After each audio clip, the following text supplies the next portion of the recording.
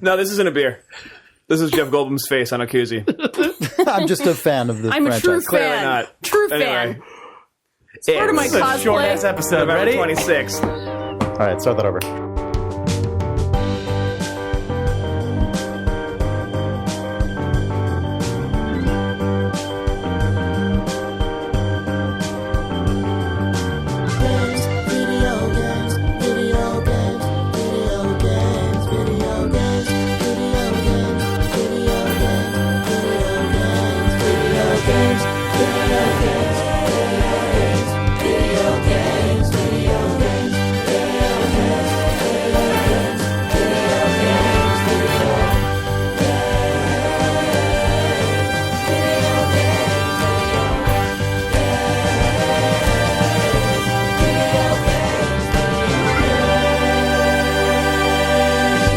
It's November 26, 2014. This is Idle Thumbs 186. I'm pretty sure. I'm Chris Remo.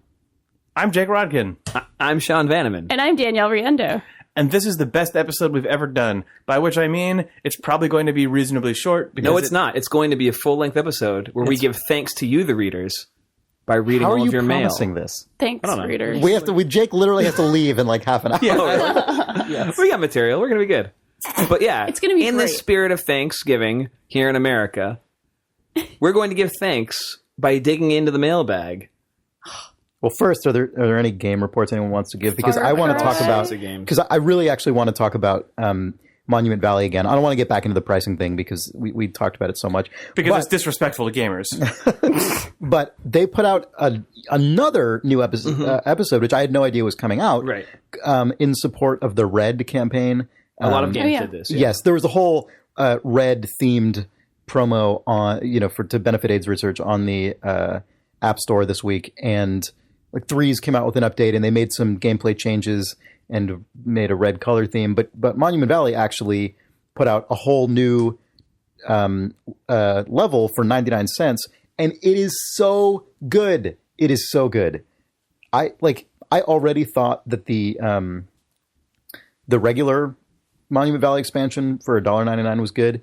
This one is smaller, unsurprisingly, but there's a lot more in it. It's one level, but it's a very multi-stage Their levels, level. like the biggest levels in Monument Valley, unpack to be Yes. longer than multiple Yes. of the Which- first which early this- levels. which Level this one 10 of does. Monument Valley is like Yeah. It's like Monument Valley 5 again. times as big Yeah. as like level 2 or 3. And the 99 cent red level for Monument Valley is like maybe certainly the most varied single level that there's been in Monument Valley yet. And it's just really well put together. It's so good. I was so surprised after having finished the $1.99 pack, which I assumed would be either the last thing I would ever play in that game until they did a full sequel or whatever sometime later. I don't know. I assumed I wouldn't be playing any more Monument Valley anytime soon. Suddenly that just showed up in an update on my phone, and it is so good. It's just $1. I don't want to hear anyone complaining about it. So it's really good. That was a very dad thing. I don't hear anybody hear complaining, any but complaints. keep it down back there. Keep it down. So that's really the only thing that I have to talk about since last week. I really, really want to play Dragon Age Inquisition. It's killing It's me. really good. Because, yes, everyone says that. All these people I know who I really like and, I've been playing that game. I've been talking about how good it is. All the things they've said have made it sound really good. I want to play it so badly, and I have had no time since it came out, and I will have no time for probably 2 weeks just because of all the various travel and projects that I'm committed to right now. If only it were, on the 3DS, like Pokemon. I would have to buy Just one kidding. of those, but I Yeah. guess I would. No, it's really, really good. I've been watching my girlfriend play it obsessively, like 6 hours, 8 hours a day for the last Watching week. someone play a video game for 6 hours I've every day? been playing Pokemon while she's playing Okay, that, right. and it's been Sure. kind So of this is just amazing. total sensory overload for you. Oh, I love it. Yeah, it's wonderful. It's review season, everyone. Hooray. Yeah. I did want Every to... game, by the way, right now is just getting 8s and 9s. Everything. Especially on your outlet. Everything except for Alien Isolation. It's okay. Yeah, I was just like looking today at reviews in general, and I just like could not discern between. Didn't you review Alien Isolation? No. I Oh, no, did you not. didn't. That's I right. did You not. wrote the I wrote the thing about supplemental how article. it's actually Yeah. Game of the Year. Yeah. I did want to briefly touch on Far Cry 4, Oh, yeah, which please I'm having having Yes, so definitely. much fun Okay, with. good. I'm playing it this Go weekend. ahead. We got rear mail on that. you've been Maybe I'll playing just- it maybe that'll also? be our No, I'm first playing rear it this mail. weekend. Oh, okay. Yeah. I've not played Far Cry 2. And I know That's that makes okay. me That's a weird fine. thumb. No, that's fine. It just Fine. go ahead. No but worries. the characters are not terrible, which Okay, good. was the problem with Far Cry 3. It completely embraces all the chaos you can sort of make in it. I don't think I've shot many things. It's more like I will use. I've been blowing them up. I've been baiting tigers and bears to eat everyone, basically. Yeah, I'm down with that. Which has been really, really fun. It's just, a big chaos simulator in a beautiful, sort of Nepalese or Bhutan or, sort of wherever. This Kairat, I think it's Kairat, is the fictional nation. And the protagonist is actually not a moron. Like, he actually has ties to the land. He's not like white savior who just kind of flies in and is, doing this whole thing. So it sounds like they at least somehow address some of the problems with the previous game. Learn some of their things. Yeah, learn some of their things, perhaps. And there's actually a woman character who's really cool in it, and her name is Amita, which is potentially a reference to a friend of Thumb's. Oh, Anita. Oh, really? Yes. You think so? A lot of people have speculated that she is. Interesting. She's just sort of this like badass revolutionary lady, but she's also sort of a three-dimensional character who cares about the people around her, so on and so forth. So it's actually, I'm having a lot of fun with it. I'm really enjoying it as a chaos simulator. I haven't done too much of the story yet, just because it's so much fun to just kill animals and make animals kill people. So So you don't feel weird about killing the animals in this game? It's just kind of not once part they of it. started trying to kill me. Okay, well that's fair. Sure. I was a pacifist until they all tried to eat my face off. So that's totally fair. you do what you got to do. But that's my very brief report from Kairat. All right. That actually makes me more... I was going to play it out of obligation to having played, then I'm like, okay, if I play Far Cry 4, then I've at least played all the Far Cries. I can like speak intelligently or with confidence. But now I actually want to play it. Yeah. Because you don't hate it. You should, because I don't know when I'm going to have time, because the next big AAA thing I want to play is definitely Dragon Age. Yeah, Ollie has it on the PS4 and it's at the house. Go for it. I'm gonna play it. I'm just going to go... Jake, do you have anything? I could talk about Smash Brothers, but I can hold it till next week. Oh, you know You what? and I should also talk about... Talk about Smash Brothers for like a couple minutes. You might as well. Because I played it as well today. Get your smash out. Do we want to... Okay, so let's talk about Smash Brothers, but first, maybe we can talk about Crossy Road for a second? Oh, Do you want to talk about Crossy Crossy Road. Road? Is that what you were going to say? I was going to say we were going to talk about Crossy Road and our like App Store indulgences. I have in never general. heard of Crossy Road in my... I don't know It's what by the same guy who made Game of the Year, Oh, really? 420 Blaze It. Yeah, well, I Wrecked Over started 10, once whatever the after fuck. last week's discussion of Game of the Year 420 Blaze It. I realized I needed to dig into this gentleman's entire oeuvre. Yeah. So I I like that there is not a human on the planet who does not live in France that can pronounce that word properly. I don't think. It's true. I sure can't. no. Oeuvre. Oeuvre. Yeah. Not even going to try. Hop, hop, hop, hop. So what? Oh my god. So explain what Crossy Road is, because I don't know what this is. It's an endless Frogger. Yeah, it's basically Endless Oh. Frogger. Okay. This sounds like a thing I could get into. Yeah, it's free. And as far Sounds as like a thing I'm looking for right now. yeah, it'll have the word get next to it. Yeah, they changed free to get. Yeah. I saw this the other day. Because words matter. Actually, it sounded snarky, but I believe the sentence that I said. Jake, I played it a very like specific way, but as far as I can tell, things unlock reasonably. Like there's unlocks, but you can speed them up with purchase. Is that correct? Yes. But that stuff doesn't seem so. That stuff did not get in my face playing this game. I just sort of kept playing the game. It does not. Yeah, though it's... I played it the way I played like Desert Golfing, which is just like keep playing it. Yeah, no. I mean, it's... Okay. You're on a podcast. It's okay. You're among friends. I'm trying to think about what to say about it, because I feel like I don't know if we even talked about the game enough. Yeah, it's an endless Frogger is is the best way to describe Yeah, it. it is. But it kind of has like a blocky Minecraft aesthetic to it. Isometric. The guy is moving. It's Frogger. Yeah, there's a couple extra things, like there's trains that go by, and it's a mix of... It's You know basically... what this looks like visually to me? This looks like how video games get sort of represented in farcical settings on television or film. Yeah, it's like it it's does like, kinda look like that. Yeah, if you're in like a comedy TV show or a cartoon where people fall into the world of video games, it just looks like this. Where it's like there's Right. turns to there's blocks. Where it's blocky but really high resolution. Exactly right. Yeah. yeah. That's like not dissimilar from like something like Minecraft or Fez or whatever. Yeah. Right. Yeah.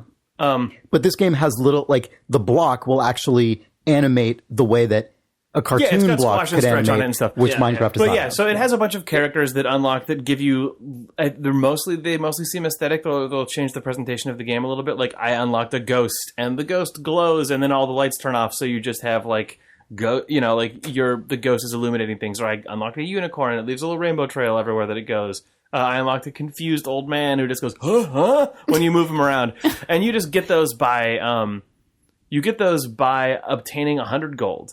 Which you get by just playing the game over time. Also, sometimes you'll just get a new character. I just got a free gift. Yeah, that's so. This is there's a couple things that this game does, though. What'd you get? 100 gold. Oh yeah, you can use that to buy a gift. Yes. So the thing this is a live review. The thing that irks me a little bit about this game. Jackpot thing here. Yeah, you're gonna pull that. Actually, can you turn the sound on? Sorry, Jake. It sounds really good. Yeah, just. Baby Duck, new. That was the sound of an iOS app right there, if ever there was one. What's funny is when you pull the lever on there, like, give you a free gift, it makes a casino sound. Like, It just adopts all the paradigms of a free-to-play, like, wholeheartedly and, like, transparently, which I think is really interesting. And I shouldn't say paradigms, but all, like, the sort of criticism and bullshit. The thing that bothers me about it a little bit, because it's not a big problem relative to everything else that exists in the world of App Store games, but the thing that bothers me about it a little bit is buying something, waiting for something, or watching an ad to get something are presented at the exact same level in the UI, and they are presented without any text explanation. Yeah. So the first time that I earned 30 additional coins, it was because I pressed the button that I thought was the unlock new character thing, and then it showed me a trailer for some monster game. And then it's like, for watching this, you get 30 coins, and one of those shows up every 10 minutes. Oh, fuck! Yeah, you can just press that button and a trailer shows up. But then also, as you engage with the game more, the frequency of gifts slows down. So it has a secret, like, covert version of the energy system. Yeah. Right, but like... But those are aesthetic, right? Also, this game, I looked at it... The gifts are aesthetic, though, right? They're not... Yes. I can't tell if they're gameplay. I don't think they are. I don't think that they're gameplay. I think it's a Valve model. Yeah, no, amazing. Hats. I also looked at this game and was like, this looks like a sort of indie thing. I'll trust it enough when I turn notifications on. I haven't turned them off because I keep forgetting to. Every, 60 minutes, 90 minutes, 5 hours, 1 day, 2 days, I'll just get a little Crossy Road, your gift is available. Don't forget to open the app. So, it does all the things that I hate. Right. But it also, it's just polite about them. It's polite and, air quote, indie about it. And I can't tell... you know what I mean? It's I don't know if Uncle Ron is racist or not. You know what I mean? It's like one of those things where I can't figure it out because I want to like. He's so nice, and he made. Right. It has all of the same stuff in it though. It's aesthetic. The difference you can make is it's aesthetic, but it's also just crisp and there are no banner ads. There's no But it's competently made by intelligent Zombies people. 2 or that Disney game with the bunny. Oh, Stack Rabbit. Yeah. It feels very much like one of those games, including the way that it's got stacked monetization options on top of it. But it is, I know that it's made by one person to few people, but a bunch of it's so tough. It's tough. I don't know what to, Oh, Chris, you just got owned. I know. I got 64. I like that the people on your friends list their names and scores are emblazoned on the ground, where their high score is. So as you pass them, you see, I passed Brandon Boyer. It's got a ton of stuff in it that's good. It's a good game. You know what's funny about the way that I'm sort of apprehending this game is that because the only thing I knew about it at the point where you guys brought it up, well, I didn't even know about this, but the only thing I knew about it at the moment I started playing it was that it was made by the same guy who made Game of the Year 420 Blaze It. And so that whole time I was just playing it just now, I kept waiting for the moment where it would subvert the form somehow. You were waiting for where the Frog Fractions twist? Yes, exactly. Because I'm like, oh, this is the guy who made that insane thing. In my brain, I had this just running assumption. Any second now, it's going to reveal why it's made by that guy. What's funny, and not any other guy. What it reveals to me is that a guy went to a game jam because he just wants to make fun, wacky, self-indulgent shit. Yes. But wants also to make money. Yeah, for sure. But it's also he's a two-person. Yes, no, that is quite clear. Yeah, and also I think my assumption was furthered along from the fact that this does look like what I kind of described as sort of it kind of looks like the farce version of a video game a little Right. bit, in the way that, like, if you guys saw the movie Her, the video Yeah, game yeah. in that has that same kind of like pushed aesthetic of Also, it's called Crossy Road, which is a reference to Flappy Bird. Yes, and it has exactly. a title text that Yes. is the Flappy Bird text, and it looks like what the most. It's like if someone, like if Flappy Bird got a sponsorship and ended up in a Sprite commercial. Yeah. Or something, Right, And it was like you hear like the brrr, weird music, and then you're Yes. inside the world of Flappy Bird. It would look like Crossy Road. Yep. for sure. Yeah. His name is Andy Sum. Right. Just so we have it. all. Anyway, I feel like we've talked Crossy Road out. Yep, for sure. But it's interesting to talk about. I don't know if I'm like would sit here and recommend it that people go play it or anything like that. Sure. I can't do that and actually in good faith, to be honest. But it's very interesting to me to talk about. Yep. Yeah. Yes. Yeah, it's very interesting to talk about.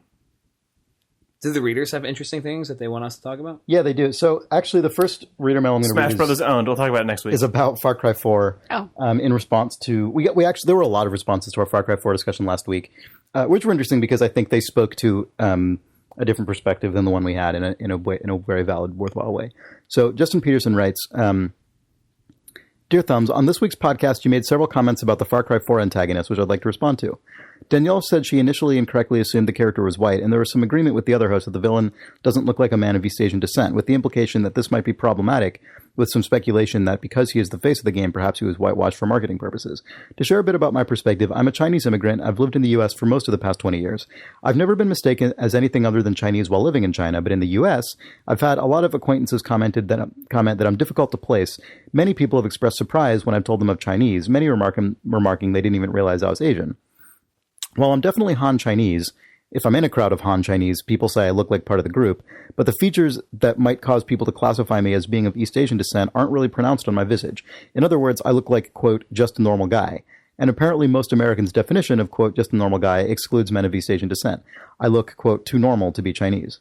As someone who's been told both implicitly and directly that I don't look Asian enough, I have to appreciate the fact that Ubisoft chose to depict an East Asian character with features that a lot of us would describe as regular. I suspect many of the remarks which have characterized me as not Asian enough in part stem from assumptions that people develop based on the media they consume, and in media there's a tendency to exaggerate Asian facial features, especially in cartoons and video games. I think it's healthy for depictions of Asians of video games to deviate from the stylized image of what many Western consumers think an Asian person ought to look like. Not every Asian video game character must be a caricature. I understand the sentiments behind your remarks regarding the way Ubisoft has chosen to depict the Far Cry 4 villain, and I'm not offended in any way. But I wanted to share my perspective as I thought you might find it interesting. Kind regards, and here I'm going to butcher this name, Zhengyi JP.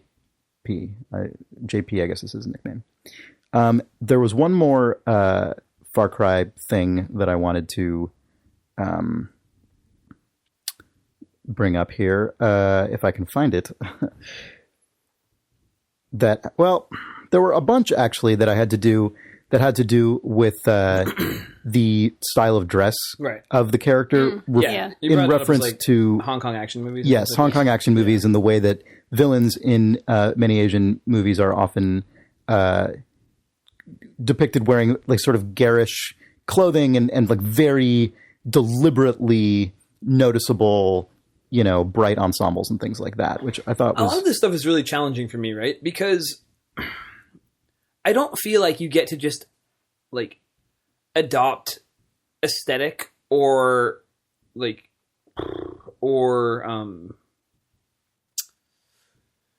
true to life representation without going the entire way. Sure. You know what I mean? Like, I don't feel like that's fair. Like, I feel like while it's very interesting that the guy in the front of Far Cry 4 possibly looks like a true to life East Chinese person, unless the game is like actually about that, unless the game actually is steeped in the politics of or like the social truths of that region, then I don't feel like adopting that aesthetic is a badge of honor. Like, maybe like we probably were like a little short-sighted in like this kind of glancing at it and dismissing it, but I think it's because it asks to be dismissed in the creative choices that it makes. And I feel like if you're going to make aesthetic choices, then you have to at least the reason you made those choices and the social facts of those choices need to be represented in the text. And blowing up like elephants in a fictional Nepalese country with C4 kind of is a counter argument to a smart social choice to me. I kind of disagree with you on two fronts. One is, we haven't played this game, right? So we can't really, right. we can't really and I will come back next week. We can't really comment on the text. But the other thing I'll say is, while I agree with you from a certain standpoint, I think we probably wouldn't be having that discussion about a similar game that was just about a white guy that didn't tackle issues of white privilege in America or any of the other myriad political angles one could, delve into with someone closer to our socioeconomic status. I don't know if I necessarily feel language, right? But I feel like that's a big argument for most of the games that video games in general, and that they adopt social visual cues and then never actually dig into the social truths. Definitely, but I feel like they're trying to get into. I think that's true, right? But I think that in general, it is less likely to see someone actually attack a particular game for not holding up that particular implied end of the bargain if it is someone who just falls into the default I don't know, because it white feels guy they're trying protagonist. To prove a negative, right? But this is also a game made by a bunch of white people in Quebec, right? So if you go ahead and you make that choice as if that's a creative choice, it comes from a certain school of game design, then it's choosing to go outside of its neighborhood and make this and adopt an aesthetic, as opposed to adopting an aesthetic is a different choice than subconsciously choosing one, right? And I feel like choosing white protagonist and putting white protagonists like Nathan Drake on the cover of every whatever Naughty Dog, what the fuck is the name of those games? Uncharted. Yeah, Uncharted game is a thoughtless choice, is a subconscious choice, is a of course he is white. Whereas if you go and you say, look, he's East Asian and these are all the reasons behind of it, you're stepping outside of your social knowledge and saying, okay, we're adopting someone else's, but we're only taking these parts of it, and then we expect to get credit for it. But what? Okay, but or we expect people to consider that thoughtful. Let's put aside the notion of what they're expecting from us, because I don't necessarily care what they're expecting of me. Right, that's why I'm should they actually be disproportionate with the email, right? Because sorry, go ahead, Chris. Sorry. Well, so that there was that email from the guy about the sort of apparent ethnicity of the character versus his actual ethnicity, or at least apparent ethnicity at first glance. And then there were the separate comments about the sort of implied reference to Hong Kong or other Asian action cinema. And those I think are slightly different things, because one of them is simply about, to this guy, broadened representation in I think a very utilitarian way. Right. And then the other is a sort of pastiche kind of argument. I have to say, not that I've only played a few hours of the game and I've only encountered, the villain at the beginning. I think there's actually something to be said here for what the cover originally looked like and what the character actually looks like in action. Possibly because I now know what the ethnicity of the character is supposed to be, but he does up close, he does look like a person of Asian descent. He does not appear to be whitewashed in the actual game as you're playing it. Sure. But on the cover of the game, when I first saw it, that's what kind of looked, questionable as to whether they were trying to say, well, and it was especially bad because it looked, in that context, it looked like a white person sitting on a, desecrated Buddha with his hand on a person who is a person of color. And I feel like that's what got me upset originally when I was and that originally colors looking your at impressions this. of that key art forever. Yeah. Exactly. But I completely recognize my mistake and, not except when they deleted that guy. They deleted the subjective. Yeah, they did. They kind of got rid of that. Yeah, I mean, I'm gonna play the game and come back in here with a tail between my legs in a week, so I won't say anything more. But I do think the conversation of representation is deeper than. I think it is too, but I don't know if I think the deeper than the utilitarian. Yes, I definitely agree with that. Yeah. But I do think I actually disagree with you about the implication about sort of their right to depict that character. I mean, they can do whatever they want, right? But that doesn't mean you're free from. It doesn't I think there are very hardcore critiques to be made. Yes, I just don't think one of those critiques is it's in a game about being frivolous. Therefore, it implicitly discounts any value that it might otherwise have. right? Like just because you blow up an elephant, like at that point you're just locking out. All I'm Right, trying to delineate right. is between choosing the representation, making representational choices, but not carrying the social facts with those choices. Like, is bullshit. Yeah, I just don't know if it's like any more bullshit for this one game than it is for like literally every. But I mean, that's action not game. an argument, right? You can't just It's be like, well, these other games do it, so it's okay. Okay, Like- you're right, sort of, except that we don't generally dog every single individual game for this the way that we did last week on Far Cry 4, and I kind of regret that for that I don't know reason. if I completely agree with that. I mean, I feel like we will often go, well, you're like a good-looking brown-haired white guy again. Like, I feel like we will oftentimes but that's all go to that. But that's it, right? That's like that's more Because of a laugh it off. Well, we can you know? have that conversation every single week. Right, I'm not arguing. right, I'm yeah. definitely not arguing to do that. Don't Yeah. Right. please. I guess we just disagree in terms of where the line is, because I don't think I feel as strongly about it as you do, and it's hard for me to completely like justify why in a bulletproof way. I just think I don't know. That's fair. Yeah, I don't know what else to say about it. I guess Here's the I think we have to be able to leave it there though, because I don't Yeah. think we're going to get any farther. Yeah. This seems appropriate to mention that there's a game that released this week or maybe last week called Never Alone. Right. That is actually a game made in conjunction with a Native Alaskan tribe about telling the stories, like actual folklore of that tribe in a video game. And that feels like an appropriate place to say, hey, this game did a pretty good job of Yeah, doing that's that. awesome. And actually, like, they went out of their way to present like an authentic thing that actually worked with the people like that they were actually trying to tell their story. So like there's a plug for how to do these Yeah, things. no, that's awesome. We'll come back next week because I think there's a way to make a game that is like Far Cry 4 that is actually has like Good social representation. Yeah. I think it might. I just am not far enough in the story, but the characters as presented thus far Did are... you find a hang glider yet? Yes. Okay, cool. I'm in. Yeah. And I Fuck killed it, some, whatever. killed some Whatever. pigs. Fuck it. I take back everything I said. Please cut everything down. Okay. Let's see here. Sorry, I should have spent all that time queuing up a thing. This is kind of an interesting comment, I guess, about the sort of free-to-play market and all the stuff we were talking about last week. This is a Rovio insight. Hey guys, I've been working at... A Rovio writes. I've been... An angry bird writes in. I'm not sure if this person wants me to read their name or not, so I just won't, just in case. Hey guys, I've been working at Rovio for 2.5 years as a game designer. After last week's conversation, I thought maybe you'd like to hear more about the machinations of big mobile developers such as us. Maybe you know all of this, but some readers might find it interesting. Yes, our audience expects free games, free updates, and unlimited content. That's why Rovio is desperately trying to leave premium and get into free-to-play, even if most of our game portfolio isn't suited for it. Just like with consoles, this holiday season is very important to us because it's when many people get a new phone. Apple features you just for having Christmas crap on your game, so that's why all games have dumb Christmas crap during the season.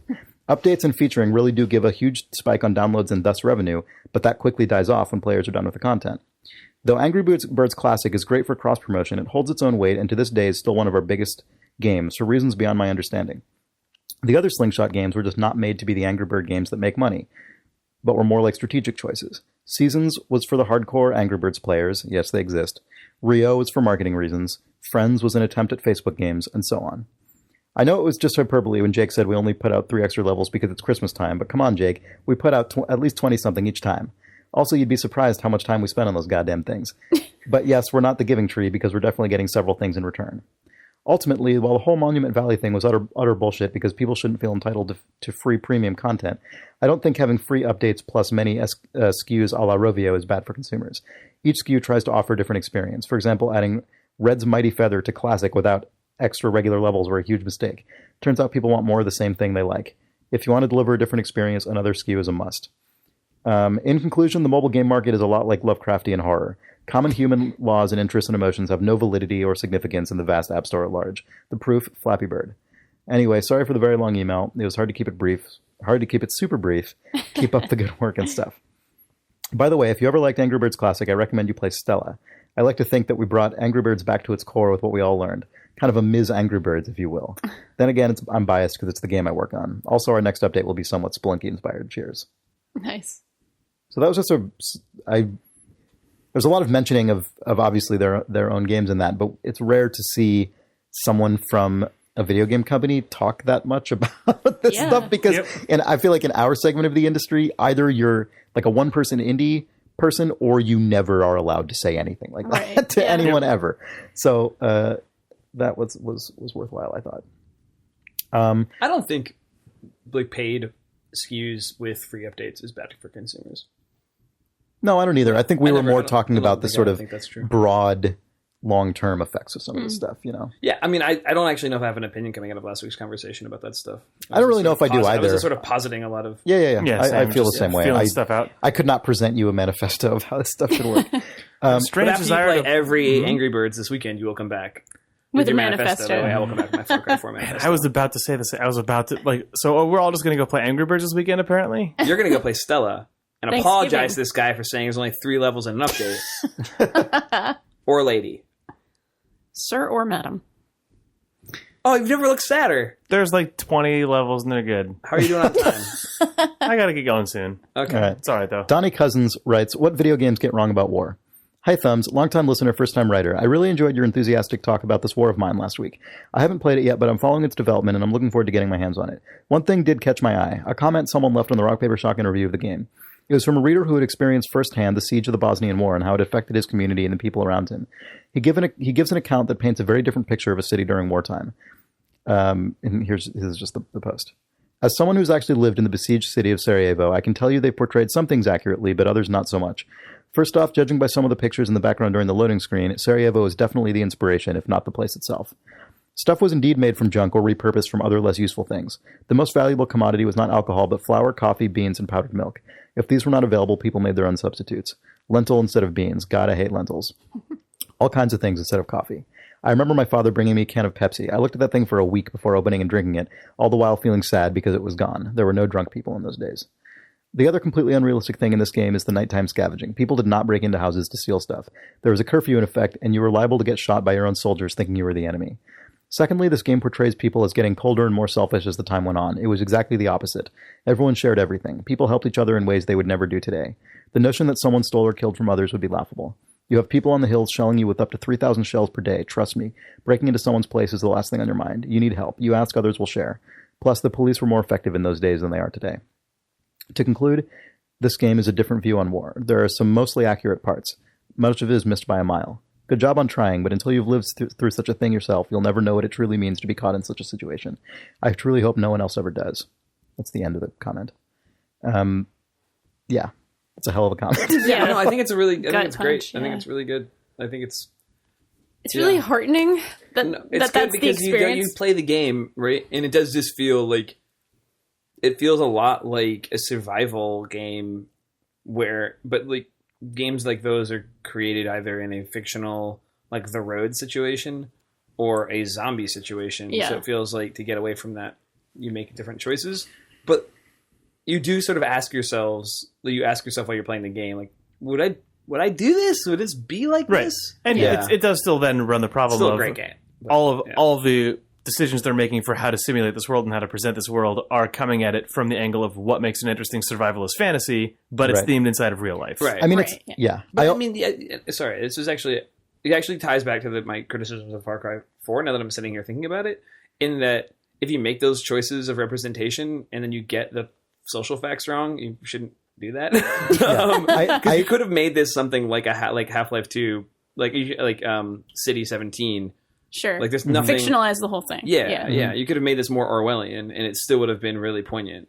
I agree with that, although I do think there is an implied difference in how you should receive something like Far Cry 4 and something like this, which clearly attempts much more of course. consciously to create... I agree. I think it's definitely co-opting like capital T truth way more than something like Far Cry 4, obviously. Yeah, I also am just glad to see someone trying to normalize a game with this kind of setting, even if, you know, there are inevitably some misfires within it.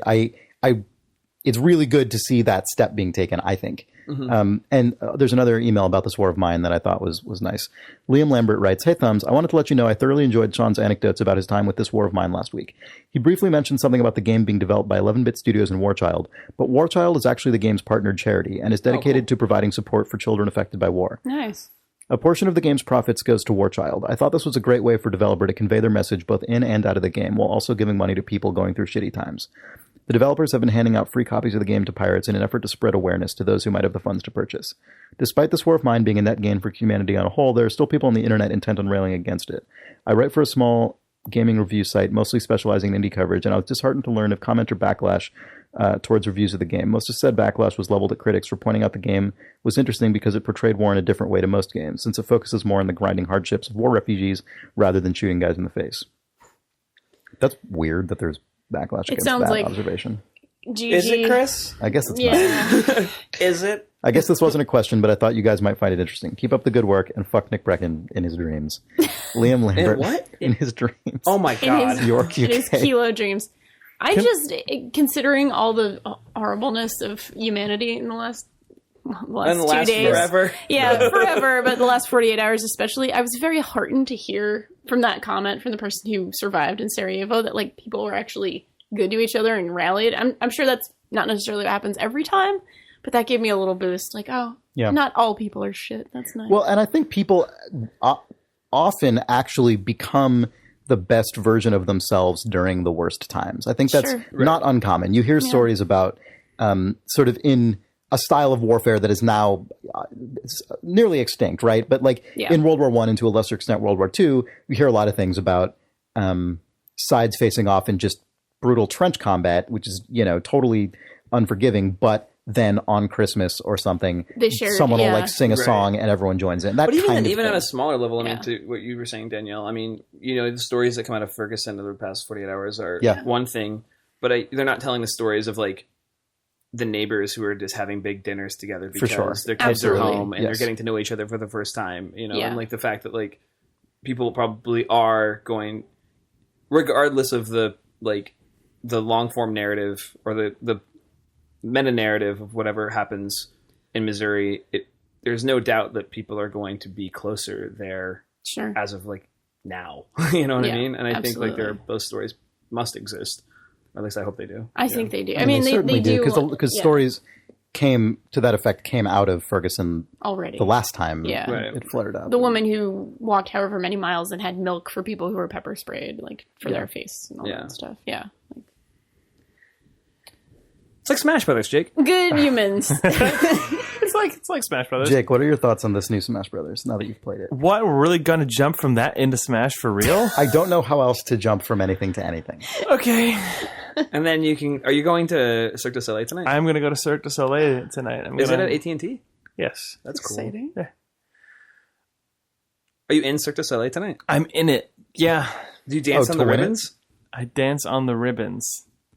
Are you on rollerblades? It's like it's a themed thing, so they've got me in the like motorcycle cage with that's just emitting sparklers all the time. That's cool. Yeah, I'm really good at that. I don't know if I told you that. No, you definitely did not. Yeah, no. You neither told us nor ever demonstrated that could be possible. Yeah, both should. Other than just knocking things off the table and stuff all the time. Taking 2 steps backwards in any circumstance, falling over. I can't walk backwards. It's not allowed.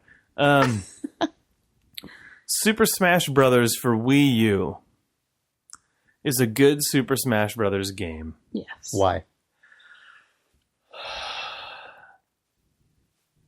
As somebody who's only played like an hour of every Super Smash Brothers, it's just like, oh yeah, they're all good, I guess. They are all good. Although this one's really good. I'm kind of in the same boat, Sean. I've played probably more than you have for sure. I could never really underselling. But Jake and not only Jake, but other people here in this office immediately identified this Smash Brothers as better than the last Smash Brothers. And I assume you're correct, but I would not know how to say why. I'm not a person who plays Smash Brothers like competitively. I can play, but you've played a lot of Smash Brothers. There's a level of Smash Brothers play that exists that is ridiculous. Right. Yeah, I still pro play, level. Yeah, I play Smash Brothers on all of the levels with most of the items on. I mix up characters, but play as a Luigi pretty often. So I don't really. I can't tell you the information that someone who's really into Smash Brothers could tell you, which is just like But no, you can give us the layman's perspective. Yeah, no, I mean, the thing is, the one that I played the most and that I enjoyed the most is the same that most people enjoyed the most, which was Super Smash Bros. Brawl on the GameCube. And Melee. It was Melee. Shit on a stick. It was Melee. Some Smash you are. I don't remember. Brawl, you're right. Brawl's the Wii one. Thank you. Jeez. Whatever. The GameCube one was the good one. Yes. And you're right. I can't actually put my finger on what was going on in the Wii one that was different, but the way that the characters move just feels subtly different. The way gravity works, the way that the attack speed works, it just doesn't feel the same. Mm-hmm. And the one on the Wii U feels closer to the one that I liked more, which was on the GameCube. Like, just... And I feel like that makes it like faster and more chaotic, or does it just make it crisper for you? I think it's crisper. I feel like I don't actually remember enough about Brawl to remember if it was slower or not, because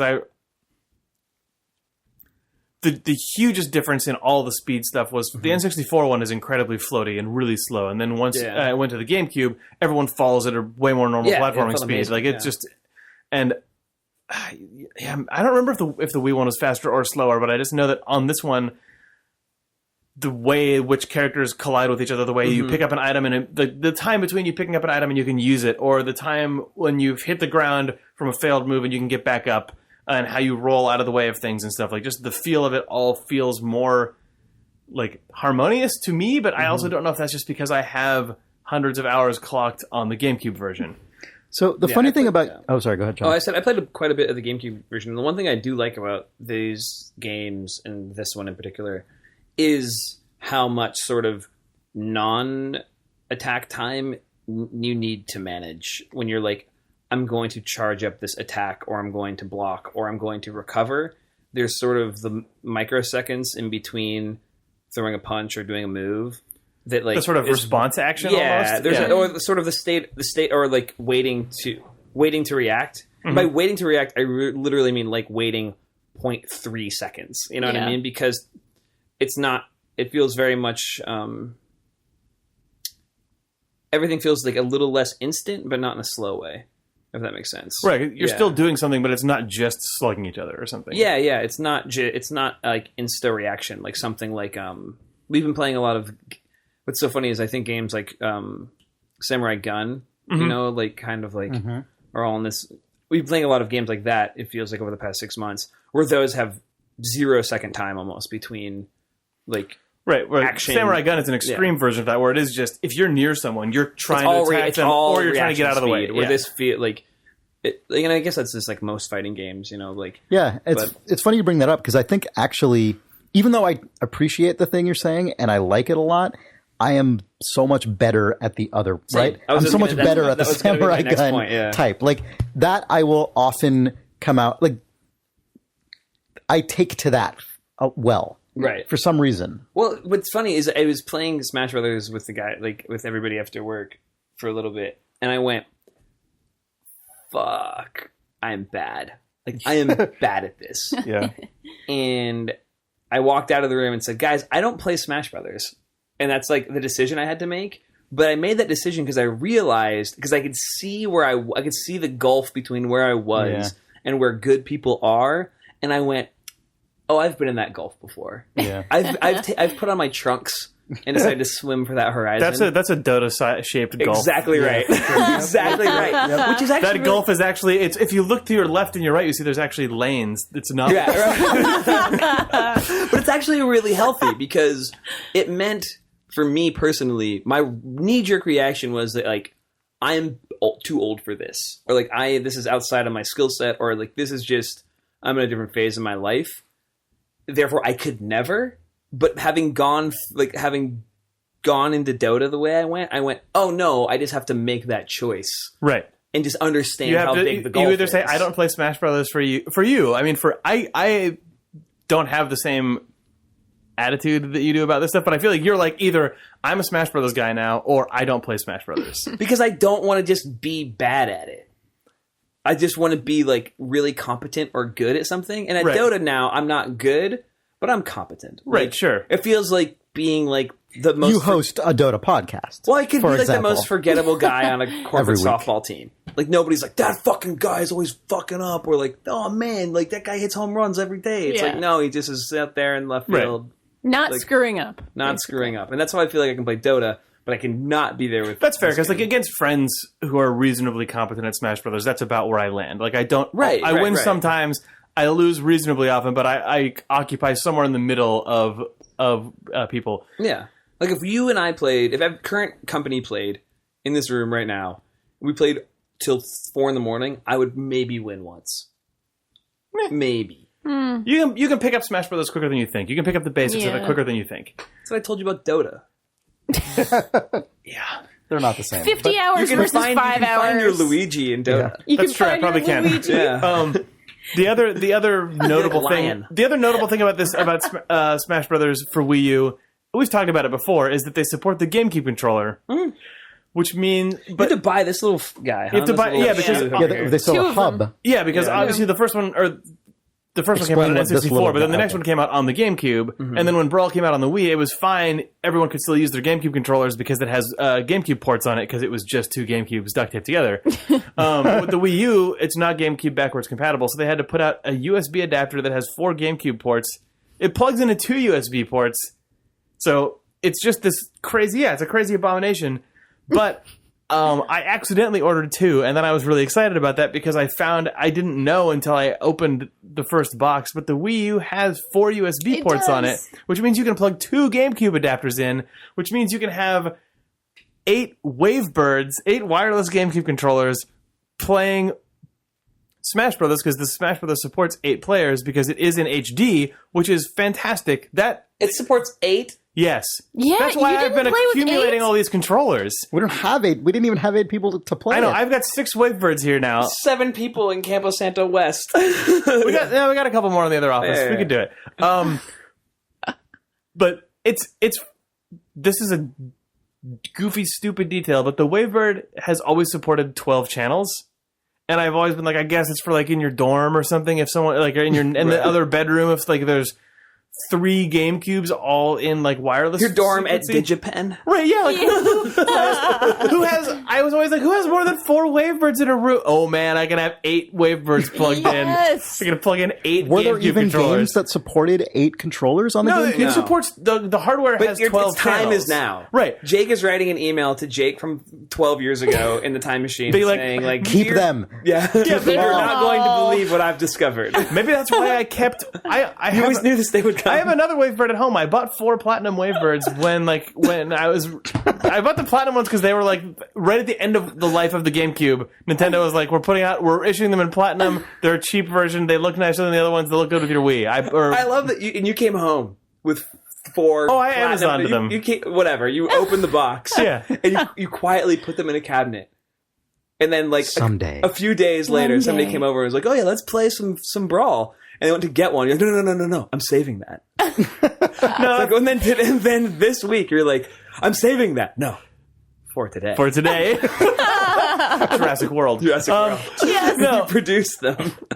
nah. When I got those, I was actually playing a lot of Smash Brothers. It was a justifiable purchase, but they have just been sitting collecting dust in a drawer for years. They came out for a few months when Brawl came out, but I didn't In really the play Toy it. Story movie that is the life of these controllers, they are fucking stoked right now. They're I'm like, so happy. yep. Play with us. One of them's got like a squeaky left trigger. You're like, oh, we got Dr. Pepper in there in 1997. Yeah. Anyway, I wish that I had more to say. Oh, I guess 2002, yeah. Yeah. the other thing to say about this Smash Brothers game, and it holds true for the 3DS one, and Danielle, I imagine you've had the same experience.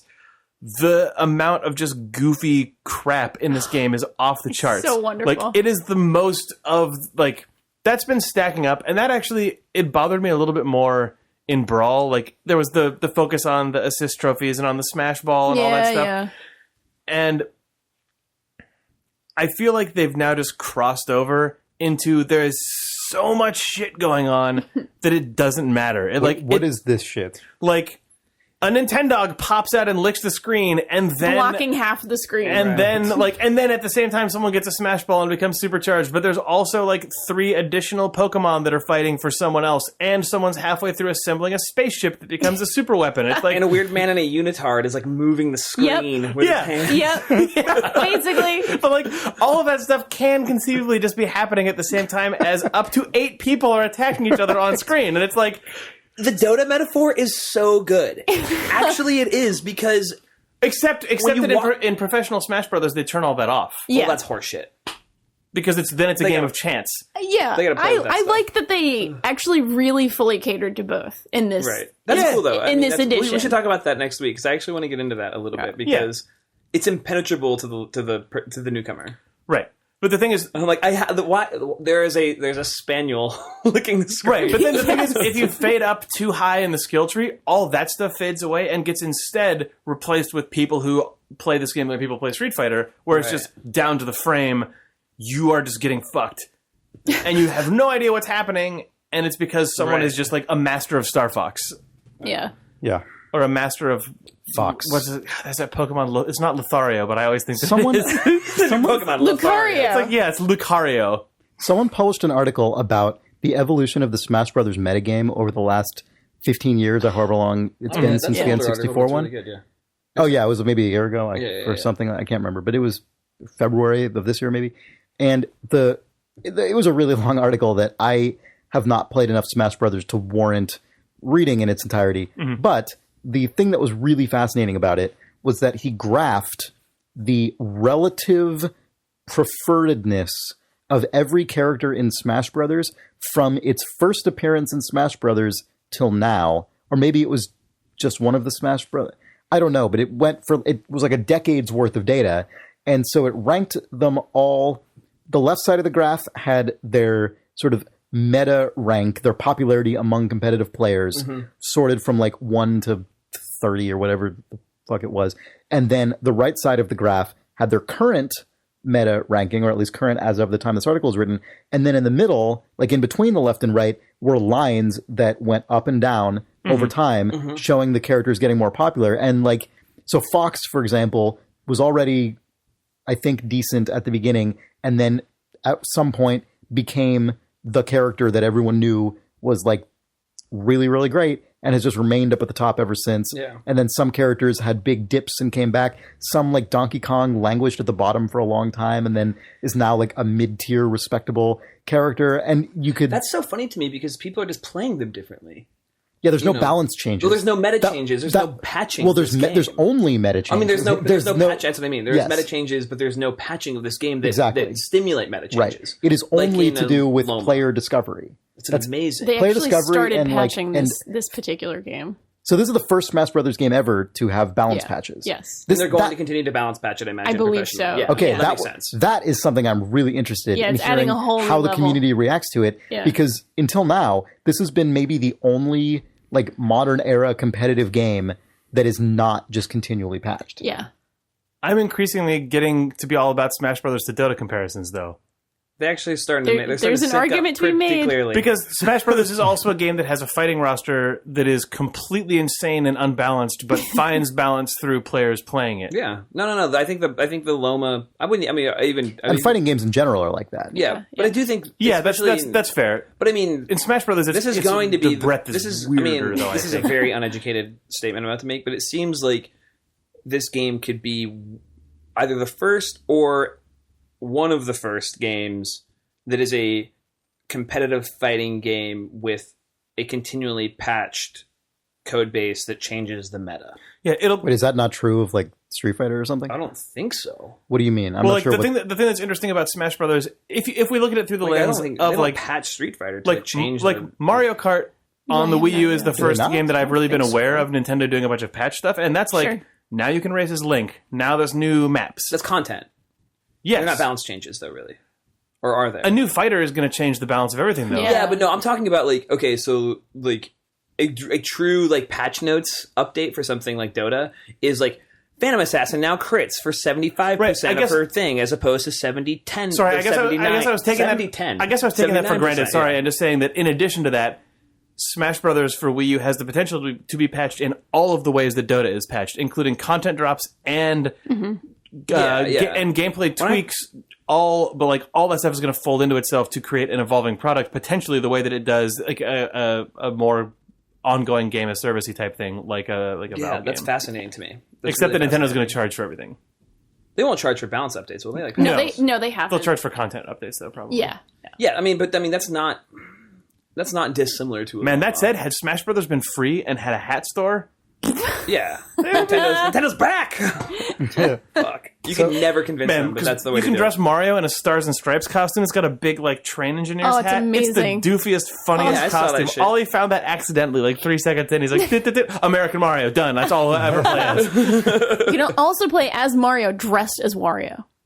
With, like, the yellow That's overalls been and in the purple since shirt. the N64. That's Really? a classic costume. For some reason, I never encountered it until this weekend. Mario and Wario clothes has been around, and also Easter Wario is back, which is the my pink God. and light blue Wario. Also, I love that one. Captain Falcon has also always had the pink and white costume, which is the best. That's the only way I play selected as that, and then Will was Falcon. like, "Oh, I see you're wearing the standard Captain Falcon costume." Yes. So this is hard to find information for having also no have to leave, existing so goodbye, knowledge. Adolf. All right, see you, Jake. Bye, Jake. This is tough to find Have information fun. for really, really quickly. So if someone could write in who knows more about Street Fighter than any of us, I would be curious to know what the sort of attitude to balance is with Street Fighter, because it seems like part of it is just through releasing new versions of the game, like Ultra Street Fighter 4 as opposed to Street Fighter 4 or whatever all the other ones are called. But it seems like they might also release occasional balance patches, but definitely not on the level of frequency that something like Dota or StarCraft does. Or like, so I would be curious. I keep saying Dota, but I think there's also, you could say, like, League of Legends and stuff like that. Yeah. Or again, StarCraft or any Counter-Strike. Any competitive. Anything that has, like, when I say balance updates, like, I'm just trying to delineate between, like, not a new hero. Like, right? Like, I know what you Dota mean. has a I know new hero. exactly like what you mean. 6.82 is what I know is the exactly meta what you we're mean. in right now. Right, for sure. So I would be curious to hear from someone who's familiar with the competitive fighting game scene, whether that's traditionally been a factor or in recent years has become one. Yeah. So please write us in at questions@idlethumbs.net. Yes. And we're ignorant. have a wonderful Thanksgiving. Happy Thanksgiving. And if you're around a bunch of friends and family, maybe tell them about Idle Thumbs. That'd be fantastic. They can subscribe to us on iTunes. You can follow us on Twitter at Idle Thumbs. You can subscribe to us on SoundCloud, soundcloud.com/idlethumbspodcast. We're on Tumblr. And we're on Facebook Twitch. And Twitch. Danielle, you'll probably be streaming quite a bit, I imagine. Yeah, tonight, in fact, I believe. Yeah, well, not that's that they can. Twitch.tv/idlethumbs. Yes. So thanks for listening. And you can go right now to the store.idlethumbs.net, and get 20% off orders $30 or more with the promo code Coldblum. Pick up a Coldblum or 4 while you're there. And if you're looking for a topical bit of Idle Thumbs to listen to with your non-game playing relatives, enjoy this upcoming stupid segment about the Jurassic World trailer. Happy Thanksgiving, guys. Happy Thanksgiving, Jake. Now I can finally tell you all the ways I'm thankful for you, now that you're not here. Oh. I was going to say you should speak to his painting. Oh my god, I would love nothing more. Video games.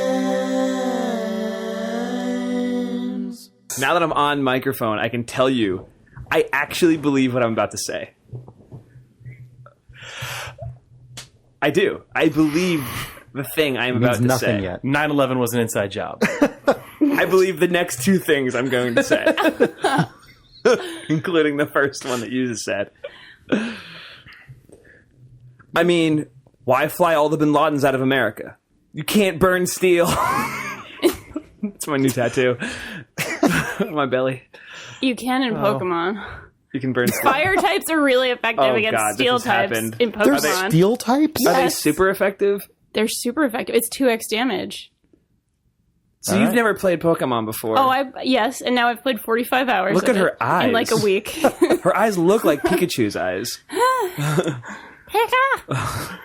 Yeah, I believe what I'm about to tell you about Jurassic World. Okay. I think there's there's one out for this movie to actually be really great.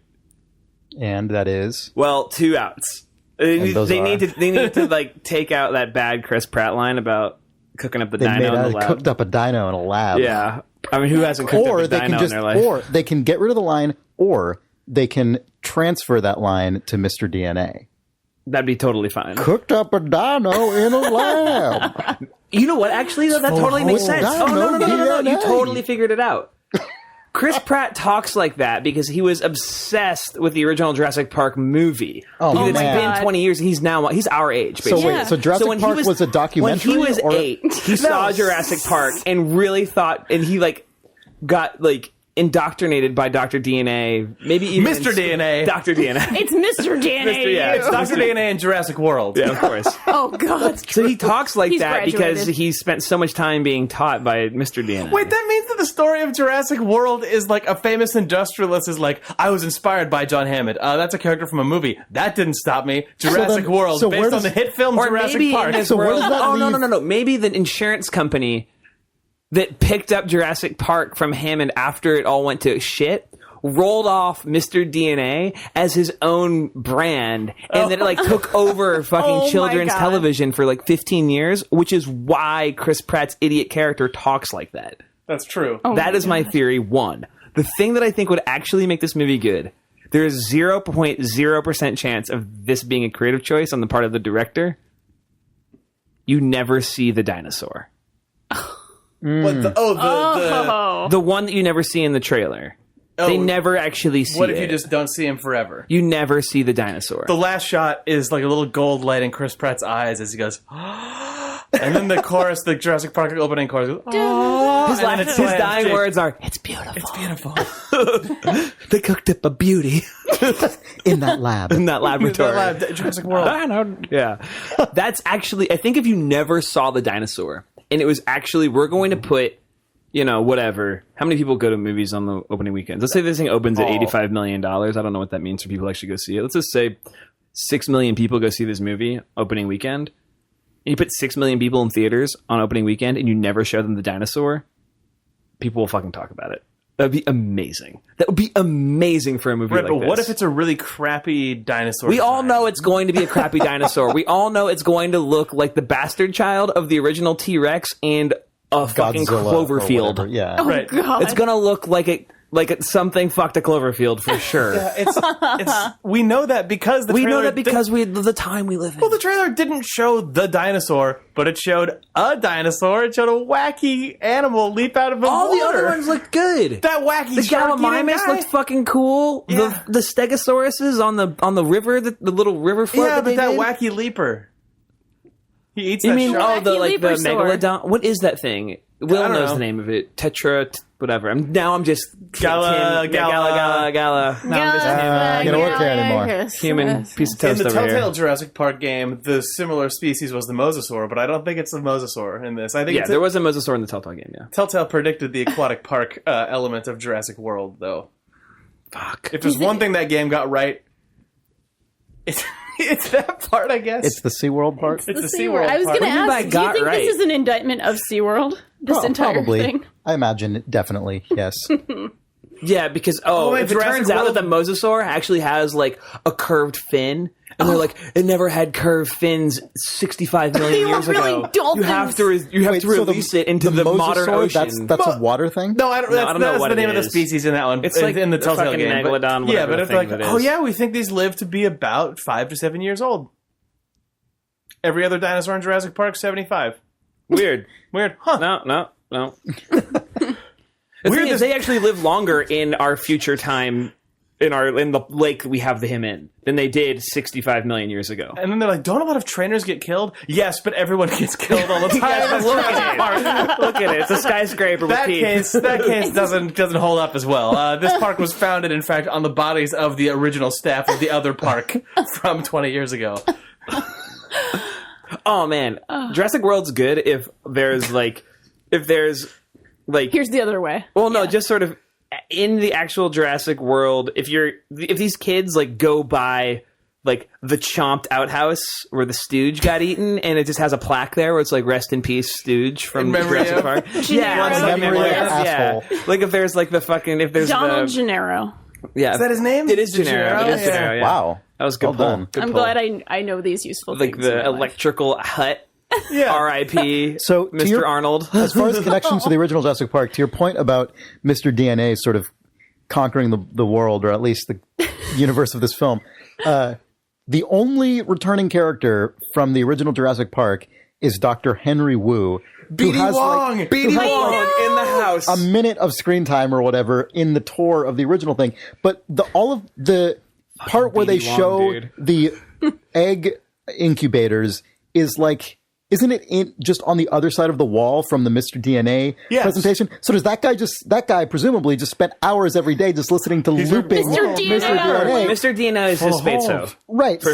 So if you have Chris Pratt's character coming from a childhood of Mr. DNA immersion, and then Dr. Henry Wu, who has spent like his professional career living under the narration of Mr. DNA. Right. I think we have two angles.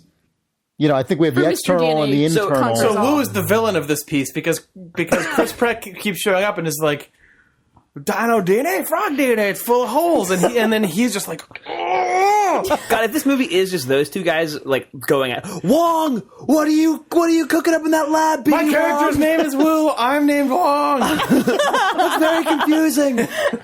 I loved you in Law and Order SUV. Hopefully, SVU. Whatever. No, the Law and Order about the 4-wheel drive. Okay. Trucks. Hopefully, when Chris Pratt's character finds out about the existence of a hybrid, he says, "My God, they must have found the holes to complete the code." Good. Why is there a motorcycle? I didn't watch the whole trailer. I stopped. I couldn't do it. I watched a that couple scene gifs. was bad. I mean, it looked.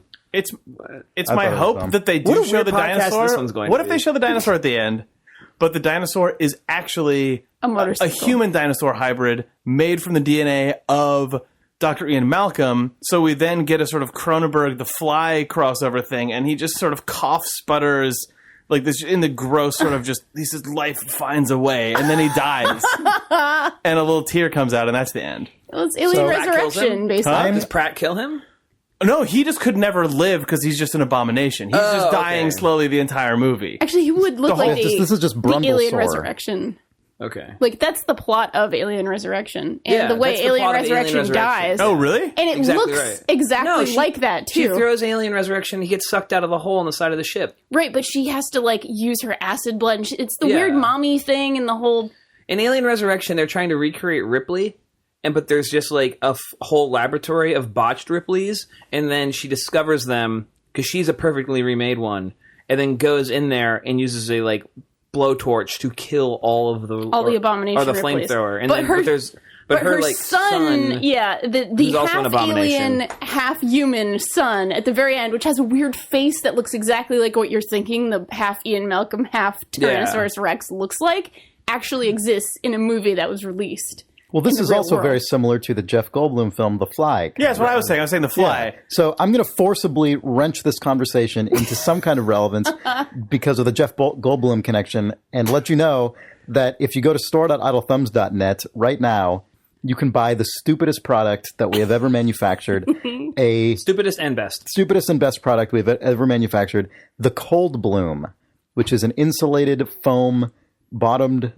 sleeve for your beer or other canned drink. Beers, sodas, embryos, Whatever you need to keep whatever you need to cold. keep cold, Yeah. whatever you need to keep cool, Whatever you need to stabilize Keep the cool. temperature of. whatever you need to keep Jeff cool. Coldblum.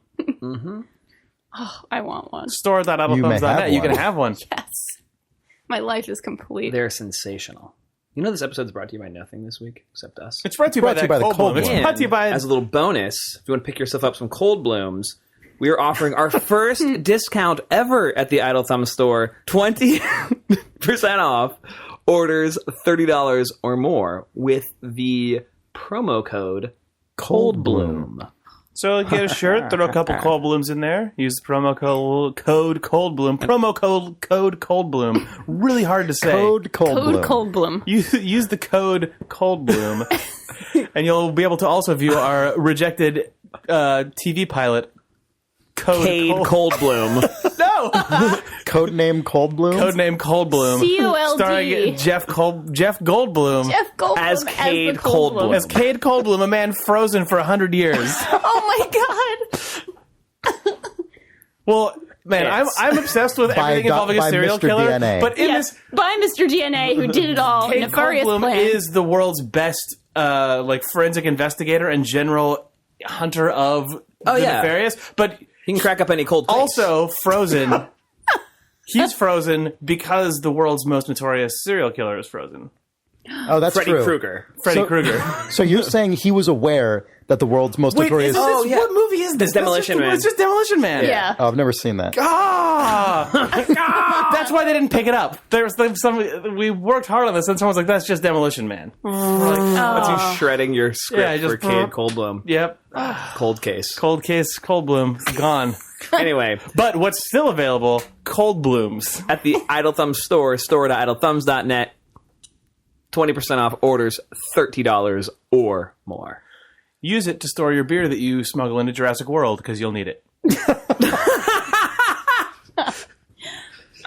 I like that. No, this isn't a beer.